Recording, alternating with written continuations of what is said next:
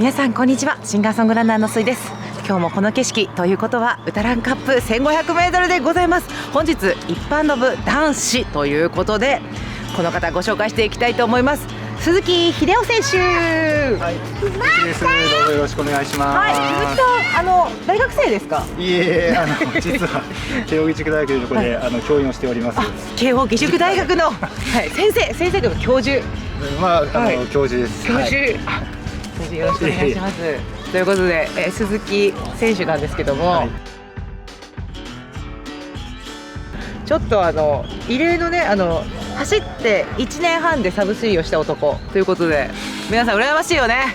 ちょっとイラッとする方もちゃんと冷静に話聞いていただけたらと思います。ちょっと1年半でサブ3できた、なんでできたんだろうっていうところで、まずはすごい運動っていうか、ガチでやってたわけじゃないんですけど、割と体を動かすのは好きなんで、多少ベースはあったと思います。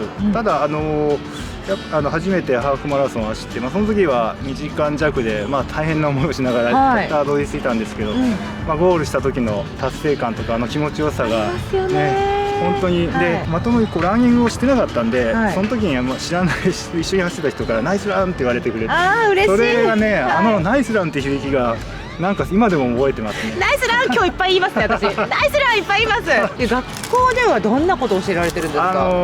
応用統計解析というを専門分野としております。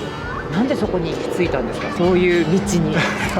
いろいろあったんですけど、割ともうたまたま4年生でですね入った研究室が統計の研究室で、その時興味があって入ったんですけど、それが面白くて、で少し社会人なんかもちょっとは経験してるんですけど、そうなんですね。でもまたちょっと勉強したいなということで大学に戻ってきて、そんなことで今進んできたという感じですね。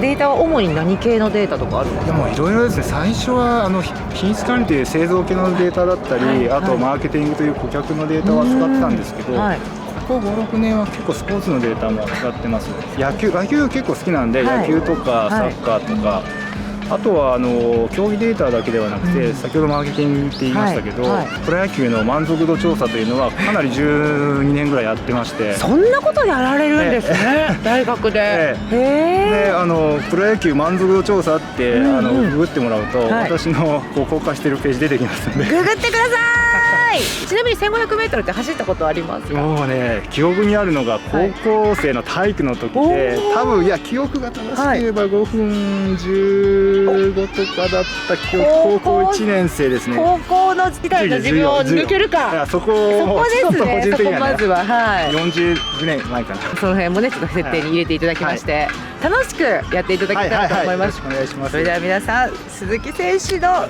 タランカップスタート。よろしくお願いします。今 YouTube ですごい本当見てました。ありがとうございます。だから先人がですね、それこそ何十年でかけて蓄積した知識を短時間でだからそうか、データを取り込む能力が高いんですね。とか、一応職業柄ですね、学ぶことについてはある意味でプロみたいなもん、プロしちゃうことですからね。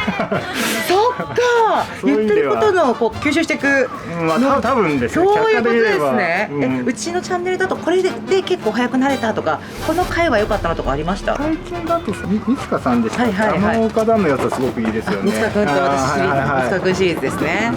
あと最近だとサブ3の体作り、あれはね、ちょっと最近逆にサブ3が超えられなくなってるんで、むしろ今の課題はコンスタントに出すことですね。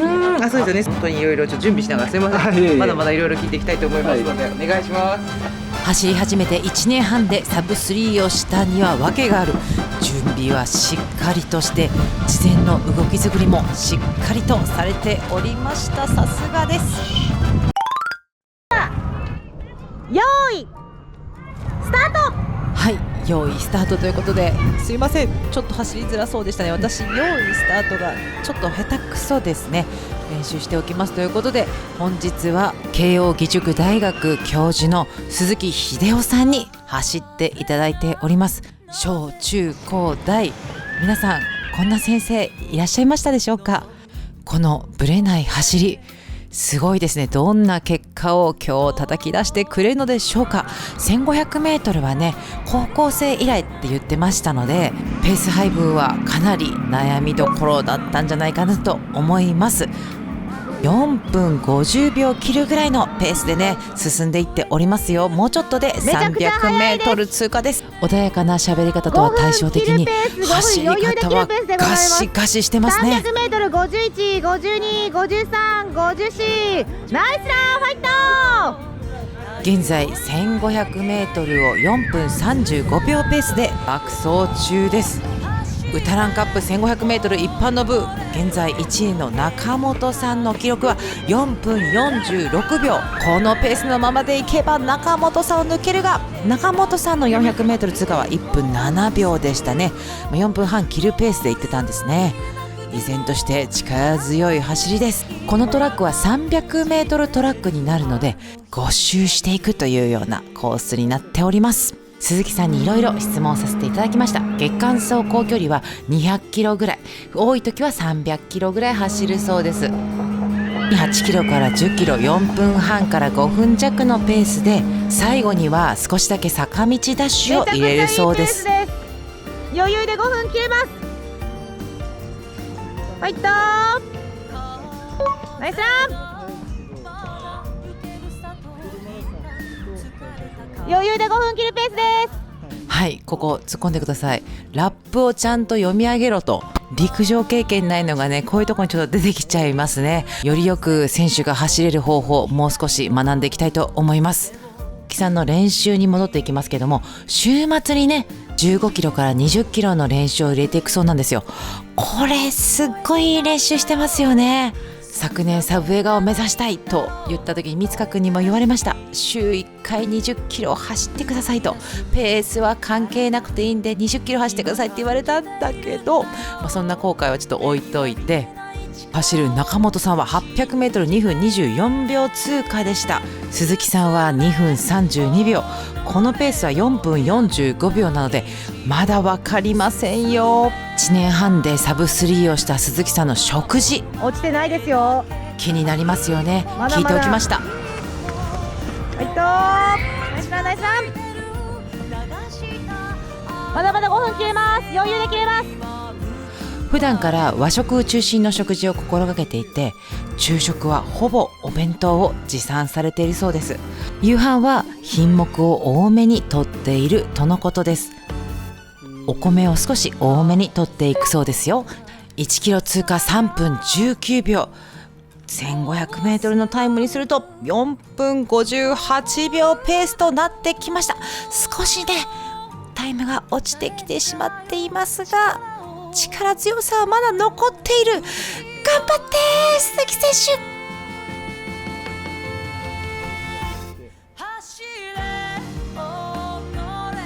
そして質問の答えに鈴木さんの人柄の良さが出てました。私のランニングに関して妻や家族には迷惑をかけているし、理解も得難い状況ですが、昔から毎日良い食事を提供していることには感謝です。もうちょっと